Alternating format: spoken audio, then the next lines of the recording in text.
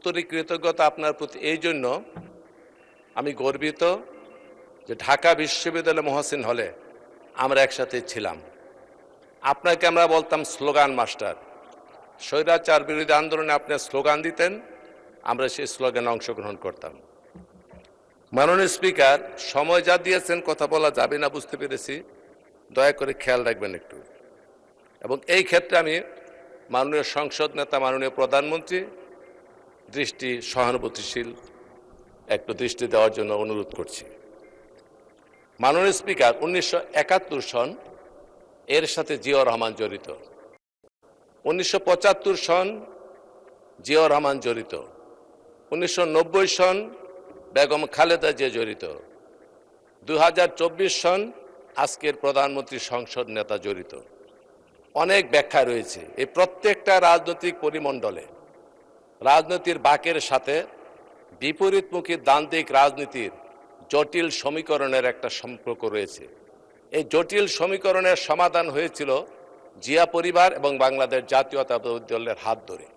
অতএব সংক্ষেপে যদি বলতে হয়, সামগ্রিকভাবে সমষ্টিগতভাবে জিয়া পরিবারের কাছে, বিএনপির কাছে গোটা জাতি, আমি ব্যক্তিগতভাবে এই সংসদ কৃতজ্ঞতা ভাষায় আবদ্ধ থাকার কথা। কারণ এই বাংলাদেশের ইতিহাস থেকে জিয়া পরিবারের ইতিহাসকে যদি কেউ বিচ্ছিন্ন করে দেখার, খণ্ডিত করে দেখার চিন্তা করে, তাহলে সেই কথাই মনে করিয়ে দেয়। একটি কথা আছে, রাজনীতি থেকে যদি ধর্মকে বাদ দেওয়া হয় তাহলে কেবলমাত্র চেঙ্গিসের রাজত্বই কায়েম হয়। আর বাংলাদেশের ইতিহাস থেকে জিয়া পরিবারের বিএনপির রাজনীতি যদি বিচ্ছিন্ন করা হয় তাহলে সেই ইতিহাস হয়ে পড়ে অন্তঃসারশূন্য, সারশূন্য, ম্লান হয়ে যায়, কলুষিত হয়ে যায়। অতএব আমি আলাদা করে মহান রাষ্ট্রনায়ক জিয়াউর রহমানকে অভিনন্দন জানানো, বেগম খালেদা জিয়ার প্রতি কৃতজ্ঞতা পোষণ করা এবং আজকের যিনি জনগণের ভালোবাসার অর্ঘ্যমালায় গলায় পড়ে ভোটের মাধ্যমে যিনি এই সংসদকে অলঙ্কৃত করেছেন, সেই মহান নেতা মাননীয় প্রধানমন্ত্রীর আলাদা কোনো প্রশংসা করতে চাই না। কারণ এই প্রশংসার সাথে কোনো ব্যক্তি অথবা গোষ্ঠী জড়িত নয়, সমগ্র জাতি গোষ্ঠীর অহংকার এর সাথে সম্পৃক্ত। মাননীয় স্পিকার, জুলাই সনদ নিয়ে অনেক কথাবার্তা শুনলাম, অনেক কিছু দেখলাম। আমরা এক সময় স্বৈরাচার বিরোধী আন্দোলনে যথেষ্ট ভূমিকা রাখার সুযোগ আমাদের হয়েছিল। তখন ফেসবুক ছিল না, এই সমস্ত ইউটিউব ছিল না, যার জন্য এই ইতিহাসগুলি ধারণ করা হয় নাই। তবে জুলাই সনদটা কোনো কথামালার রাজনীতি নয়, অথবা কোনো শব্দ চয়ন অথবা শব্দের সমাহার নয়।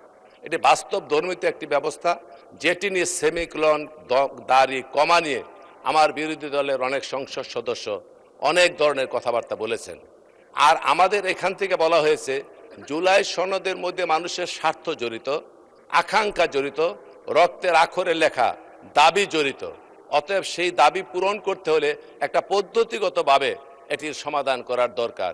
যেই কথাটি মাননীয় স্বরাষ্ট্রমন্ত্রী বলেছেন, আইনমন্ত্রী বলেছেন, অনেক সংসদ সদস্য বলেছেন, এটি এই জুলাই সনদকে বাস্তবায়নের জন্য পদ্ধতি নিয়ে আলোচনা করা দরকার। এই প্রসঙ্গে আরেকটি কথা আমি সংক্ষেপে বলতে চাই, যেহেতু সময় কম। পণ্ডিত জওহরলাল নেহেরু একটি কথা বলেছিলেন যে পাশ্চাত্য শাসন ব্যবস্থার সাথে আমাদের ভারতীয় শাসন ব্যবস্থার পার্থক্য হচ্ছে এই, ওদের শাসন ব্যবস্থা পদ্ধতি নির্ভর আর আমাদের শাসন ব্যবস্থা কান কথা নির্ভর।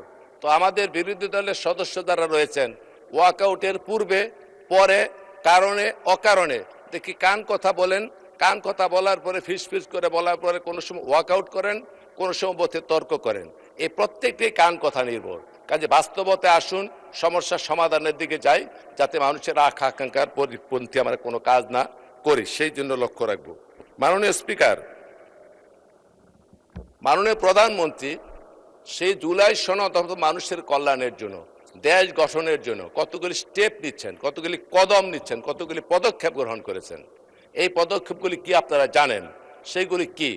ফ্যামিলি কার্ড, কৃষক কার্ড, খেলোয়াড়দের প্রণোদনা দেওয়া, চাকরির বয়সসীমা 32 বছর করা, তারপরে আপনার খাল খনন কর্মসূচি, বৃক্ষরোপণ কর্মসূচি, এবং সবচেয়ে বড় কথা শালীনতা, ভদ্রতা বজায় রেখে রাজনীতির ইতিহাসে একটা গুণগত পরিবর্তন আনার জন্য প্রধানমন্ত্রী হওয়ার আগে নিশ্চিত হয়েছেন যে সংখ্যাগরিষ্ঠতার বদৌলতে উনি প্রধানমন্ত্রী হবেন।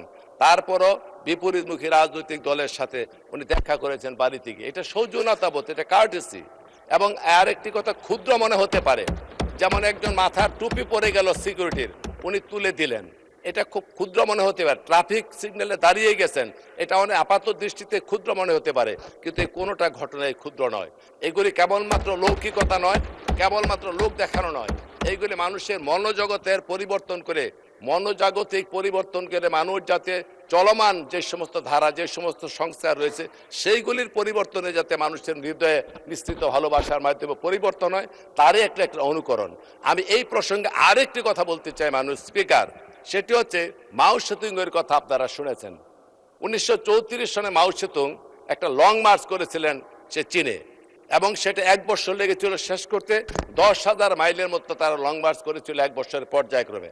এই মাও সেতুং লং মার্চ শুরু করার পূর্বে একটি বক্তব্য দিয়েছিলেন। সেই বক্তব্যের মধ্যে একটা লাইন লিখেছিলেন, উনি বলেছিলেন, 1000 মাইলের লং মার্চ তো শুরু হয় কেবলমাত্র একটি কদম ফেলে। অর্থাৎ একটা স্টেপ, একটা পদক্ষেপ গ্রহণ করে কিন্তু 1000 মাইলের লং মার্চ শুরু হয়। ঠিক প্রত্যেকটি বড় কাজের প্রত্যেকটা পদক্ষেপ আছে, এই পদক্ষেপগুলি প্রধানমন্ত্রী বারবার নিয়ে যাচ্ছেন, যেটিকে অবলম্বন করে আমরা বহুদূর পর্যন্ত যেতে পারবো। অতএব এইটাকে ছোট করে দেখার, তাচ্ছিল্য করে দেখার কোনো কারণ নেই।